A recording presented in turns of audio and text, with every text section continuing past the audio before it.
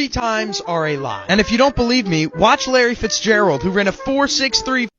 Hey, so I wanted to comment on this post. I really appreciate you sharing it because the 40's a hot topic right now, being the combine just took place. And I just saw my buddy Nate had commented on it as well. And check out his post. He has a nice perspective with this as well.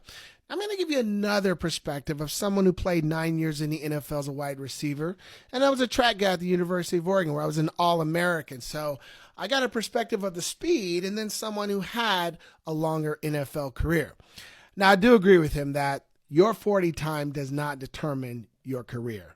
There's so many things that play a role in whether you're going to have a long career.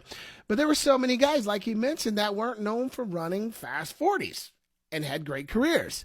I can remember at times when I would, play against different DBs and I ran a 4.3 and I'm going against guys that I know run 4.5, 4.6, 4.7. But they're running stride for stride with me. How about the story of Jerry Rice? We know the GOAT, right? Wasn't known for his 40 time, but how many times did you see Jerry Rice get ran down? Never. Jerry had, and like some of these other players, the truth is there is such thing as called game speed. Guys that when the lights come on, they just play so much faster. Like he showed with Larry Fitzgerald. Now, in that clip, though, I will add, being a wide receiver, high school, college, and pro, one thing we love is catching the ball in stride. Because if a wide receiver can catch it in stride and they have their momentum built up already, nobody's going to catch us. So when does the 40 time really matters? Two places. One is combine. It does matter. What you run at the combine, unfortunately, I know it's not fair. It does matter where you're going to get drafted. Case in point.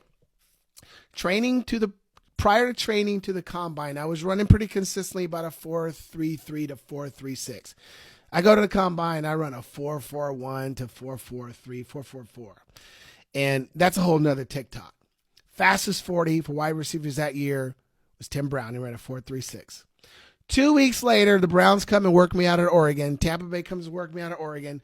I run a 4.33. Had I ran a 4.33 at the combine that day, I'm drafted second round, third round, fourth round, easily. So it does matter in terms of draft placement. And here's where else it matters. And this is really the key.